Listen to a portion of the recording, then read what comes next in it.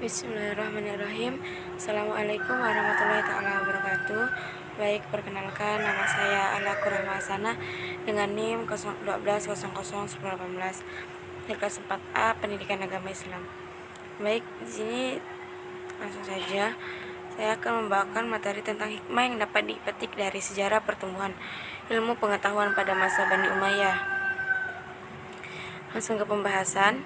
Yang pertama ada tokoh-tokoh di masa Bani Umayyah. Yang kedua, hasil karya ilmuwan Bani Umayyah. Yang ketiga, usaha yang dilakukan pada masa Bani Umayyah.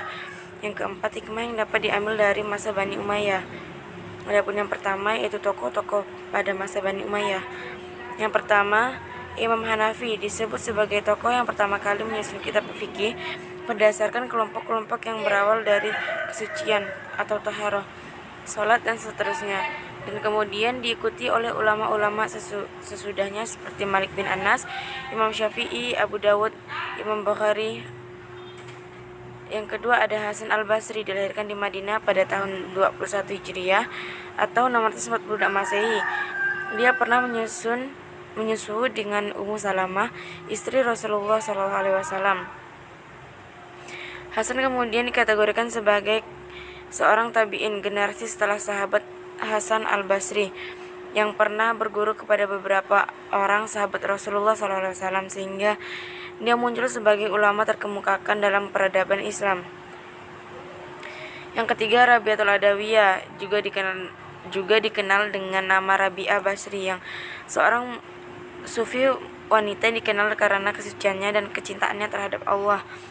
Rabi'ah merupakan klan atau maulad dari zuhud yang terkenal dengan sebutan Al-Kasyah.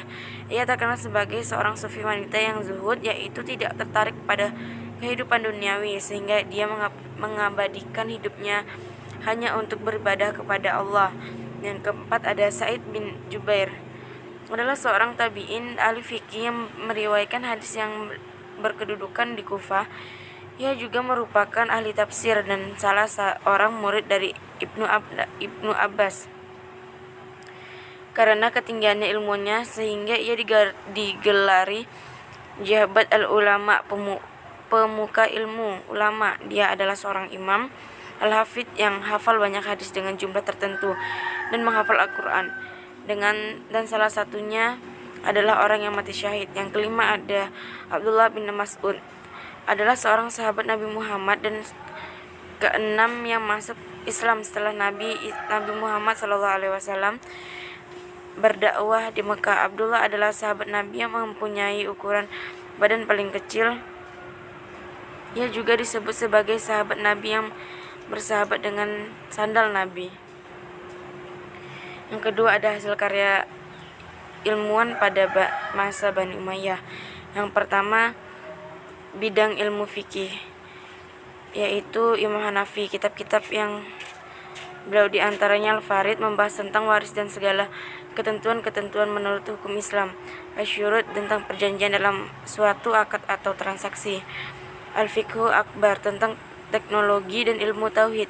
Imam Malik, karyanya yang terkenal yaitu Al-Muwatta, yakni kitab yang mencakup segala hal dalam masalah fikih. Yang kedua ada bidang ilmu tasawuf, yaitu Hasan al-Basri, yang diantaranya beliau adalah qaul raja, yakni takut terhadap siksaan Allah Subhanahu wa taala dan berharap akan janji dan balasan kebaikannya dari Allah Subhanahu wa taala.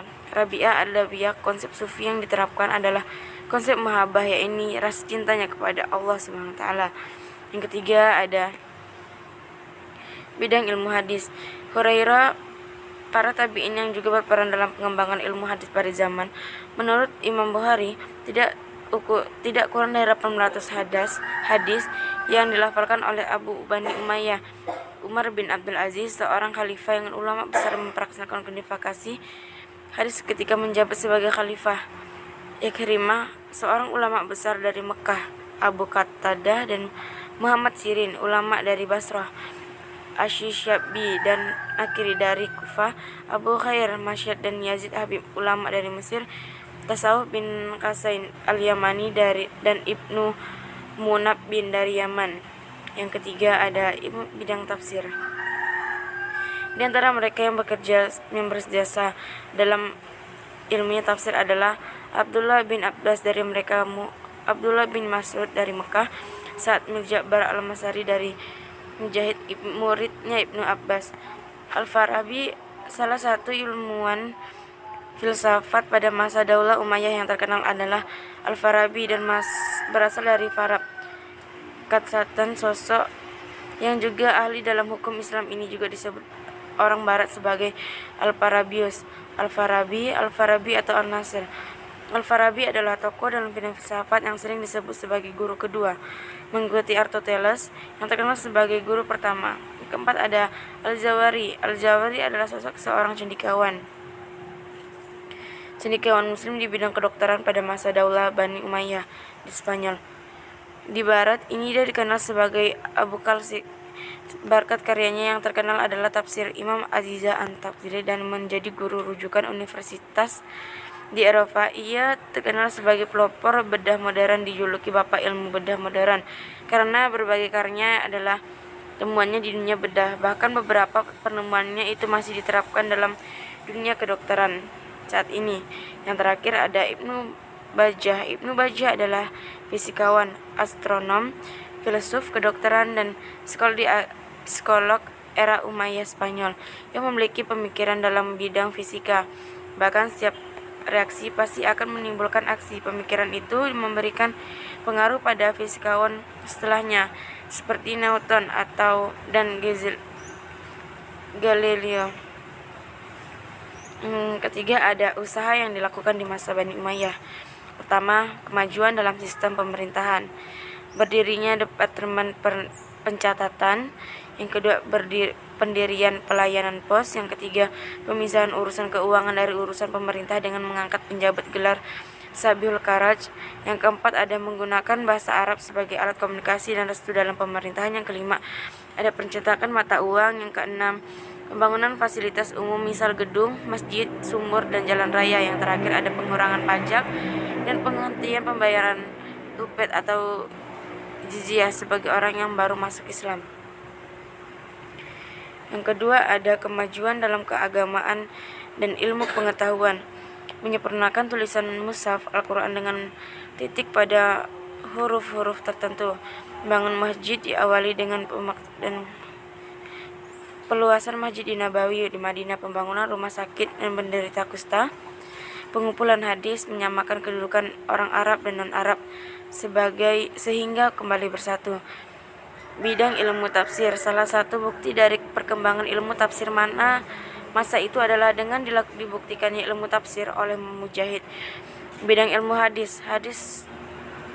Sumber hadis kedua, ajaran Islam pada mulanya bentuk tulisan Arab seperti Al-Quran yang dikarenakan khawatir akan bercampur dengan Quran.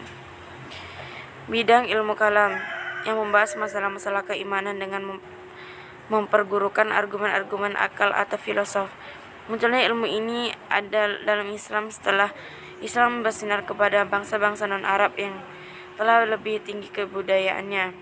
Bidang ilmu tasawuf, ilmu yang muncul pertama kali dari zuhud, ajaran yang menekukkan ibadah, menjauhkan diri dari kesenangan hidup duniawi. Dari situlah dikenal adanya sebutan kaum sufi. Yang terakhir ada bidang ilmu bahasa pada masa Abdul Malik bin Marwan, ditetapkan dalam bahasa Arab sebagai bahasa resmi negara. Setelah adanya penetapan bangsa Arab sebagai bahasa resmi, tentunya diperlakukan panduan berbahasa yang tepat karena semakin banyak pula orang yang mempelajari bahasa Arab. Yang terakhir ada hikmah yang dapat dipetik dari masa Bani Umayyah, yaitu kehidupan beradaban Islam pada masa dinasti Abbasiyah sangat maju sehingga pada masa itu dikatakan sebagai zaman keemasan Islam. Umat muslim setelah menggapai puncak kemuliaan dan kekayaan, baik itu di bidang kekuasaan, politik, ekonomi, dan terlebih lagi dalam bidang kebudayaan dan ilmu pengetahuan, saling untuk menumbuhkan keinginan dalam menuntut ilmu pengetahuan. Ada berbagai hikmah lainnya dalam mempelajari sejarah pertumbuhan ilmu pengetahuan pada masa dinasti Abbasiyah. Dalam perkuasaan kemajuan yang dicapai meliputi hampir segala bidang, seperti dalam bidang pembangunan masjid dan tataan kota yang sangat maju dan modern. Tidak hanya ilmu agama, ilmu pengetahuan umum juga berkembang pesat. Luasnya wilayah berkuasaan yang meliputi 3 benua, yakni Asia Tengah, Eropa, dan Afrika.